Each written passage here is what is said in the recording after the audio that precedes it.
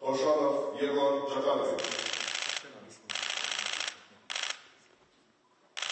Шентоп Мустафа.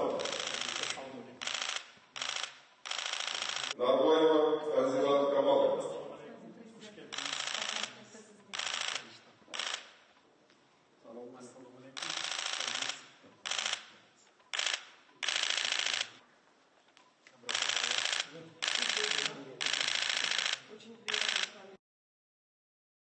Саламатсыздарбы, урматтуу улуттук парламенттердин башчылары, урматтуу Талант Турдумаматович, кымбаттуу достор. Данышмандарды, залкар манасчыларды, атактуу төкмө акындарды жана айтылуу акелерди жараткан кереметтүү Ысык көлдүн жээгинде сиздер менен жүз көрүшүп жатканыма абдан кубанычтамын. Урматтуу парламент башчылары, биздин элдер сиздерге өлкөлөрүбүз үчүн маанилүү чечимдерди кабыл алуу укугун ишенип берген. Сиздер өзүңүздөрдүн мамлекеттик бай тажрыйбаңыздарга жана турмуштук акыл көрөнгөнүздөргө, акылмандыгыңыздарга таянып, мамлекеттерибиздин жана элдерибиздин достук мамилелеринин чыңдалышына жана андан ары өркүндөшүнө ар тараптан салым кошуп келесиздер. Бүгүн сиздердин алдыңыздарда сүйлөп жатып, мен өзүмдү өзгөчө сезип жатам. Анткени мен 17 жыл мурда Жогорку Кеңешке Кыргызстандын парламентине биринчи жолу депутат болуп шайланып келгем. Ошондон улам өзүмдү сиздердин кесиптешиңермин деп эсептей алам. Дал ушул Жогорку Кеңеш мага өлкөм үчүн маанилүү болгон көйгөйлөрдү, маселелерди ачып көтөрүп, аларды чечүүгө мүмкүнчүлүк берди. Дал ушул Жогорку Кеңеште биз саясий күрөштүн кыйынчылыктарын жеңип, баа жеткис тажрыйбага ээ болдук. Биздин бүгүнкү бул жолугушуубуз дүйнө жүзүндө терең өзгөрүүлөр болуп жаткан кезде өтүүдө. Биздин өлкөлөрдө кабыл алынган саясий чечимдер өзгөчө мааниге ээ. Анткени алар ондогон жылдар бою өлчөнүп, андан кийин чечилип турушу керек. Аларды кабыл алуунун натыйжалары биздин элдердин тагдырына жана тилегине жагымдуу таасирин тийгизиши керек. Биз ар кандай форматтарда жана аянтчаларда тез-тез жолугушуп, биргелешкен чечимдерди кабыл алып, достук мамиледеги өлкөлөрүбүздүн элдерине жана бүткүл дүйнө жүзүнө тилектештиктерибизди, биргелешип иштөөгө умтууларыбызды көрсөтүп келебиз. Ушул кыйын мезгилде биз бирге туруп, келечекке ишенимдүү карап жатабыз.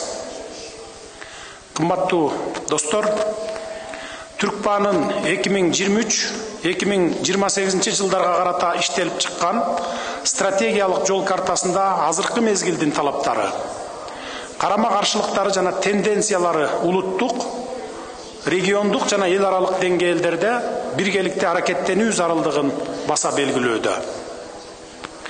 Түрк дүйнөбүздүн стратегиялык географиялык жайгашуусу чоң экономикалык, илимий жана маданий потенциалы, биздин бай жаратылыш ресурстарыбыз биздин аймакта гана эмес, аймактан тышкары жерде болуп жаткан геосаясий процесстерге тийгизген таасирдин алдын ала аныктайт. Олуттуу транзиттик потенциалы Евразия континентинде жайгашкан өлкөлөрдүн экономикалык өнүгүүсүнө өбөлгө түзө турган глобалдык маанилүү долбоорлорду жүзөгө ашыруу үчүн маанилүү. Бул өңүттө региондук кызматташтык тынчтыкты жана коопсуздукту орнотууга, экономикалык өсүүгө жана туруктуу өнүгүүгө өбөлгө түзөт деп терең ишенемин. Ар кандай интеграциялык процесстердин ажырагыс компоненти катары улуттук мыйзамдарды гармонизациялоо жана жалпы ченемдик укуктук базаны түзүү биздин өлкөлөр жана элдер үчүн туруктуу жана инклюзивдүү келечекти курууда маанилүү ролду ойношу мүмкүн. Кымбаттуу достор, 2008 жылы түзүлгөн Түркпа өз ишмердүүлүгүндө парламенттер аралык кызматташтыктын жана өз ара аракеттенүүнүн маанилүү платформасы болуп калды. Бул жерде биздин парламентарийлер маанилүү маселелерди талкуулашат, маалымат бөлүшүшөт, иштин артыкчылыктуу багыттары боюнча тажрыйба жана алдыңкы практика менен алмашышат. Кыргызстан түрк мааны негиздеген мамлекеттердин бири болгондуктан бул парламенттер аралык бирикмени биздин өлкөлөрдүн тилектештигинин жана биримдигинин үлгүсү катары калыптандырууга кызыктар. Түрк тилдүү мамлекеттердин кызматташтык кеңешинин аталышы түрк мамлекеттер уюму деп өзгөрүшү жана түрк дүйнөсүнүн көз карашы 2040-тын кабыл алынышы дагы маанилүү окуя болуп, түрк кызматташтыгынын тарыхынын жаңы барагын ачты. Бул маанилүү документте саясий, экономикалык жана социалдык маданий интеграция боюнча иш-чаралар камтылган узак мөөнөттүү көрүнүш баяндалган. Азыркы шартта парламенттик ассамблеянын аталышын дагы өзгөртүү туура болот. Кымбаттуу достор, биздин өлкөлөр менен элдердин ортосундагы терең тарыхый, маданий жана руханий байланыштар биздин мамилелерибиздин негизин түзөт. Заманбап мамлекеттер аралык мамилелерди жылдан жылга куруп келе жаткан ишенимге, достукка жана кызматташтыкка негизделген ишенимдүү пайдубалсыз өз ара байланышыбызды активдештирүү мүмкүн эмес деп ойлойм. Сөзүмдү тастыктоо үчүн Кыргызстандын бирикменин бардык өлкөлөрү менен болгон өз ара мамилелерине кыскача токтолуп кетким келет. Үстүбүздөгү жылдын апрель айында мен Азербайжан Республикасына расмий сапар менен бардым. Анын жүрүшүндө биз мамилелерибиздин деңгээлин стратегиялык өнөктөштүккө көтөрдүк. Бул тарыхый чечим эки тараптын күч аракеттеринин аркасында жетишилген биздин мамилелерибиздин өнүгүүсүндөгү жаңы этапты билдирет.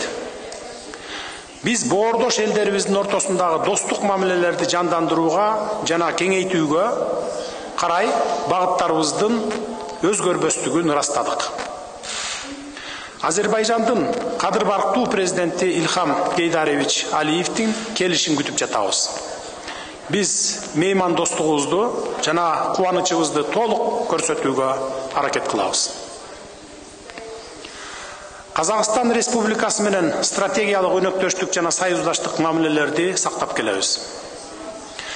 Биздин кызматташтыгыбыз өз ара аракеттенүүнүн бардык тармактарында саясий, соода экономикалык жана маданий гуманитардык чөйрөлөрдө ишке ашырылууда. Үстүбүздөгү жылдын май айында Кыргызстанга расмий сапар менен Казакстандын президенти урматтуу Касым-Жомарт Кемелович Токаев келди.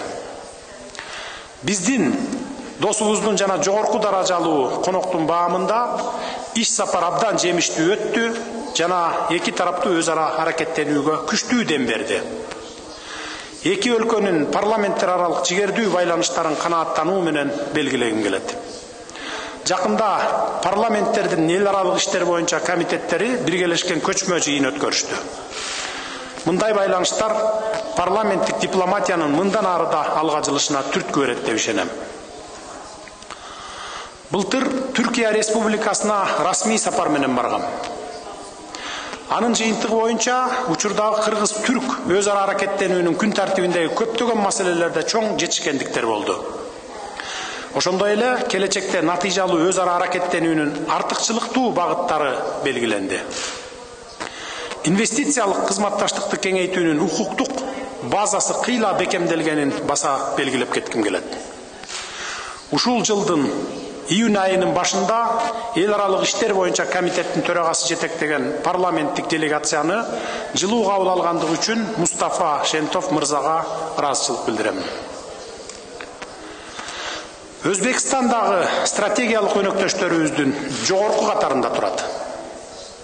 Өзбек тарап менен өкмөттүк деңгээлден тартып, жергиликтүү бийлик органдарына чейинки өз ара аракеттенүү форматтары бар экенин, анын алкагында тыгыз жана өз ара пайдалуу кызматташуу түзүлгөндүгүн белгилей кетүү мен үчүн кубанычтуу. Жакында Өзбекстандын президенти Шавкат Миромонович Мирзиёевдун мамлекеттик сапар менен келишин күтүп жатабыз. Биз Венгриянын улуттук ассамблеясынын вице-спикери Шандор Лежак баш болгон Венгрия делегациясынын Түркпанын жыйынына катышуусун кубаттайбыз. Биздин өлкөлөрдү түрк тектүү жалпылыктар бириктирип турат. Биз Венгриянын түрк мамлекеттер уюму менен кызматташууга умтулуусун толук колдойбуз. Венгрия ошондой эле Европа биримдигиндеги биз менен стратегиялык өнөктөштүк түзгөн биринчи өлкө жана биз муну жогору баалайбыз. Биздин өлкөлөрдүн ортосунда стратегиялык өнөктөштүктү андан ары өнүктүрүү үчүн олуттуу потенциал бар экенине ишенебиз. Мен Түркменстандын делегациясын көргөнүмө абдан кубанычтамын. Түркменстан менен биздин өлкөдө стратегиялык өнөктөштүк мамиледе. Акыркы бир жыл ичинде биз эки тараптуу байланыштарды олуттуу түрдө жандандырып, бир нече жогорку деңгээлдеги жолугушууларды өткөрдүк. Биздин өлкөлөрүбүздүн ортосундагы байланыштарды чыңдоонун келечеги бар деп эсептейм. Кыска мөөнөттө Кадыр Барктуу элдик маслахатынын төрагасы Гурбангулу Меликгулиевич Бердимухамедовдун жана Түркменстандын президенти Сердар Гурбангулиевич Бердимухамедовдун Кыргыз Республикасына расмий сапарларын күтүп жатабыз. Мен алдыдагы жолугушуулардын жүрүшүндө биздин өлкөлөр менен элдердин бакубатчылыгы үчүн жана кыргыз-түркмөн кызматташтыгын өнүктүрүү боюнча жаңы макулдашууларга жетишилет деген ишенимди билдиремин. Кымбаттуу достор, жаңы мезгил азыркы замандык чакырыктар менен коркунучтардын чечүү үчүн жаңы ыкмаларды талап кылат. Ушуга байланыштуу программалык документтерди жаңыртып, аларды өркүндөтүүнүн үстүндө дайыма иш алып барууга тийишпиз. Ошондуктан биз түрк мамлекеттер уюмунун алкагында 2040 жылга чейин түрк дүйнөсүнүн көз карашын кабыл алууну колдодук. Биз бүткүл дүйнө үчүн азыркы оор мезгилде күчтөрүбүздү бириктире турган көз карашты кабыл алдык.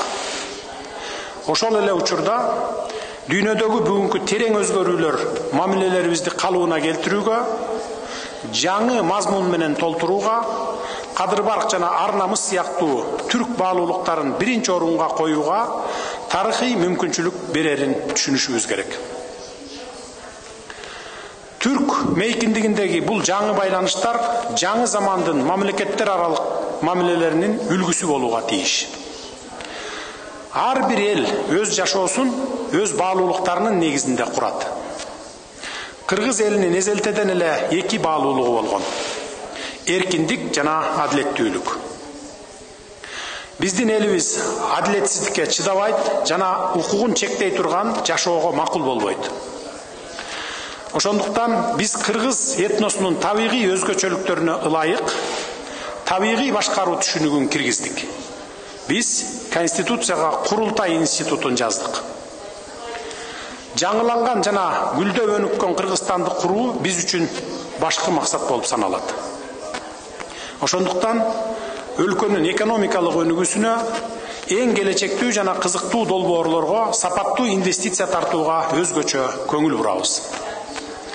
Бүгүнкү күндө көз карандысыз өнүгүүнүн туруктуу моделине өтүүдө өз ара колдоо мурдагыдан да маанилүү болуп саналат. Кымбаттуу достор, залкар жазуучубуз Чыңгыз Айтматов айткандай, Кыргыздын кылымдардын түпкүрүнөн келе жаткан руханий мурасынын жаркыраган туу чокусу океандай Манас эпосу. Турмуш кубулуштарын чагылдыруунун кеңдиги боюнча Манас дастаны элибиздин башка эпикалык эстеликтеринин ичинен теңдеши жок. Бул дүйнөдөгү эң чоң эпос жана анын башкы темасы биримдик. Анын баалуулуктары биздин аң сезимибизде терең тамыр жайган. Андыктан биз биримдикти, намысты, адилеттүүлүктү терең баалайбыз жана барктайбыз. Түрк тектүү боордошторубуз менен ушул баалуулуктардын негизинде жемиштүү иштөөгө дайым даярбыз. биргелешип бардык кыйынчылыктарды жеңип, келечектүү дүйнө курууга салым кошобуз деп ишенебиз. Бул үчүн бизде бардык өбөлгөлөр бар. Биргеликте алдыга гана кадам жасайлы. Құрметті Садыр Нұрғожаевич, ең алдымен өз уақытыңызды бөліп, осы парламенттің делегацияларының басшыларын бүгінгі осы жиынның алдында қабылдап кездесіп отырғаныңызға біз осы әріптестерімнің атынан сізге үлкен зор ризашылығымызды білдіреміз. Өзіңізге белгілі парламенттік дипломатияның халықаралық саясаттағы орны ерекше. Міне сондықтан осы бағыттағы жұмысты бір саралап, алдағы мақсат мүдделерімізді барлығын бір анықтап алу үшін біз қырғыз жеріне бүгін әдейі жиналып отырмыз. Сондықтан қазақта сәлемнің де сәті бар деген сөз бар, оны сіз жақсы білесіз. Бүгін біз осы сәлеміміздің сәті түсіп, сізбен кездескенімізге, осы үлкен келелі жиынымыздың алдында кездескенімізге үлкен қуаныштымыз. Енді бізге көрсетіп жатқан қонақжайлылығыңыз үшін осы қырғыз халқына, сіздерге, қырғыз тарапына шексіз ризашылығымызды білдіреміз. Біз 2 күннен бері осы тамаша, әдемі, әсем Ыстықкөлдің табиғатын көріп, соған тамсанып жатырмыз. Расымен де біз ерекше ықыласпен күтіп отырсыздар. Талант Тұрдымаматовичке де біз ерекше рахметімізді айтамыз. Енді биыл түркі мемлекеттері арасындағы өзара дипломатиялық қатынасқа 30 жыл толып отыр. Осы бүгінгі мүмкіндікті пайдаланып отырып, сізді, құрметті президент мырза, және де баршаңызды осы айтулы үлкен белеспен құттықтағым келеді барлығыңызды. Енді тілі мен діні бір, түбі бір, біз мәдениетіміз бір, осы ортақ түркі мемлекеттердің қатынастары 30 жылдың ішінде стратегиялық деңгейге дейін жетті. Қазіргі уақытта біздің елдеріміз арасындағы саяси, экономикалық, мәдени, гуманитарлық байланысын нығаюда барлық сала бойынша біздің байланыстарымыз өте жоғары деңгейде дамып келе жатыр. Бұл жетістіктерге біз әрине, құрметті президент мырза, бірінші кезекте біздің мемлекет басшыларымыздың арасындағы ынтымақтастық қарым-қатынастардың арқасында, сол басшыларымыздың, мемлекет басшыларын жасап жатқан саясатының арқасында біз жеттік деп мен ойлаймын. Сіздер әр кездесулер барысында маңызды бастамалар көтеріп, стратегиялық шешімдер қабылдайсыздар. Олар елдеріміз арасындағы ынтымақтастықты нығайтуға одан әрі серпін беріп отыр. Енді осы мүмкіндікті пайдалана отырып, құрметті президент, сізге және бауырлас қырғыз халқына Қазақстан президенті Қасым-Жомарт Кемелұлы Тоқаевтың жылы лебізі мен ізгі тілектерін жеткізуге рұқсат етіңіз. Алдағы уақытта да мемлекет басшыларымыздың түркі әлемінің беделін күшейтуге бағытталған жұмыстары одан әрі де жалғасады деп сенеміз. Енді құрметті Садыр Нұрғожаевич, көп жақты форматтағы әріптестігіміз нығайып, түркі институттары шеңберінде қарқынды дамуда. Осы тұрғызда айта кету керек, Қырғыз Республикасының қосып жатқан үлесі ол ерекше. Әсіресе, мысалы, біз кеше өзіміз куә болдық, Қырғызстанның дүниежүзілік көшпенділер ойындарын өткізу жөніндегі бастамасы, ол туралы бастамасы бүкіл түркі қауымдастығының қолдауын тауып отыр деп айтуға болады. Бұл талай қилы замандарды аттың үстінде өткізген түркі халықтарының жанына жақын дүние. Сондықтан кеше ойынды біз әріптестермен бірге көрдік, бәріміз қатыстық. Біздің де өзіміздің делебеміз қозып, рухымызды бір серпілтіп жіберді. Сондықтан мұндай ортақ мәдени мұралардың маңызы ерекше деп білеміз. Осындай ауқымды жобалар ата заманнан қалыптасқан ортақ салт дәстүрлерімізді жаңғыртып, ортақ мәдениетімізді дәріптеуге септігін тигізетіні сөзсіз. Түбі бір түркіні біріктіретін тағы бір алаңды ұйымдастырған үшін бауырлас Қырғыз еліне біз тағы да өзіміздің ризашылығымызды білдіреміз. Енді осы мүмкіндікті пайдаланып Түрксой басқарушысы лауазымына Қырғызстан өкілі Сұлтан Акимович Раевтың сайлануымен сіздерді шын жүректен құттықтаймын. Бұған дейін 14 жыл бойы Дүйсен Қасейінов деген біздің қазақ азаматы басқарып келді. Енді Сұлтан Акимович Раевтың бастамасымен түркі қауымының рухани дамуына бағытталған мәдени ынтымақтастығымыз одан әрі қарқынды дамитынына, биік белестерді бағындыратынына біз сенімдіміз. Енді Түркпа аясында біраз ауқымды істер атқарылып келе жатыр. Оны өзіңіз жақсы білесіз. Біз бұл қарқынды арттыруға барынша өз күшімізді саламыз. Сол үшін бүгін жиналып отырмыз. Бауырлас осы міне Әзербайжан, Қазақстан, Қырғызстан, Түркия, Мажарстан, Түркменстан мемлекет парламенттері түркі әлемінің дамуына өз үлестерін қосуда. Міне Өзбекстан мен Түркменстанда бүгінгі күнде біз өзіміздің қатарымызға қосылып, ұйымымыздың мәртебесін арттыратынына біз сенімдіміз. Былтыр түркі әлемінің рухани астанасында Түркістанда Қазақстан тарапы Түркпадағы төрағалықты Әзербайжан тарапынан қабылдап алған болатын. Қазақстанның төрағалық ету кезеңінде тараптардың атсалысуымен ассамблеямыздың жұмысы жүйелі және қарқынды түрде жалғасын тапты. Ол туралы жаңа Қырғыз мәжілісінің төрағасы құрметті талант Тұрмамұхамедұлы айтты. 2021-2022 жылдарға арналған іс-шаралар жоспарымыз толық орындалды деп айтуға болады. Айтап айтқанда, Түркпаның отырыстарымен қатар жаңадан құрылған Түркпа әйел және жас парламентарийлер топтарының алғашқы басқосулары Қазақстан астанасында өтті. Мен сол басқосуда келген белсенді жастармен жеке кездестім. Біз түркі әлемінің болашағын дәл осындай жігерлі жастарымызбен байланыстырамыз және оларға үлкен үміт артамыз. Қазіргі уақытта ұйымымыздың 2023-2028 жылдарға арналған стратегиялық жол картасы да әзірленді. Бүгін Қазақстан ұйымға төрағалықты Қырғыз Республикасына тапсырады. Қырғыз тарапының төрағалығы кезінде Түркпаға мүше парламенттер арасындағы ықпалдастық одан әріде дами түседі деген біз сенімдеміз. Құрметті Садыр Нұрғожаевич, өзіңізге мәлім, былтыр Стамбулдағы түркі тілдес мемлекеттер ынтымақтастығы кеңесінің атауы түркі мемлекеттері ұйымы болып өзгертілді. Ол туралы сіз жаңа өзіңіз айттыңыз. Мемлекет басшыларымыздың ізімен біз де бүгінгі отырысымызда Түркпаның атауын түркі мемлекеттерінің парламенттік ассамблеясы деп өзгертуді жөн санап отырмыз. Біздің ассамблея қызметінде бұдан кейін сапалы жаңа кезең басталады. Бұл ребрендинг, бұл жаңару парламенттік ассамблеямыздың жаңа сипатта, жан-жақта дамуына ықпал ететінін әрине ол сөзсіз. Бүгін Қырғыз жерінде Түркпа шаралары қорытындысы ретінде мүше елдер парламенттерінің тұтастығын нығайтуға бағытталған Чолпон ата декларациясында біз қабылдауды жоспарлап отырмыз. Бұл тарихи құжат болады деп біз сенеміз. Құрметті Садыр Нұрғожаевич, сөзімнің соңында сізге бүгінгі кездесу үшін тағы да алғыс айтуға рұқсат етіңіз. Қазақта бірлік түбі береке деген нақыл сөз бар. Сол бірлігіміз жарасып, ағайын жұртымызбен байланысымыз ешқашан үзілмесін. Сізге тағы да үлкен рахмет. Рахмат, урматтуу коноктор. Барыңыздардын ишиңиздерге ийгиликтерди каалаймын. Биздин боордош элдерибизге, жаналардын башчылары, менин коллегаларыма Кыргызстандын ысык саламын жеткизе барышыңыздарды суранамын.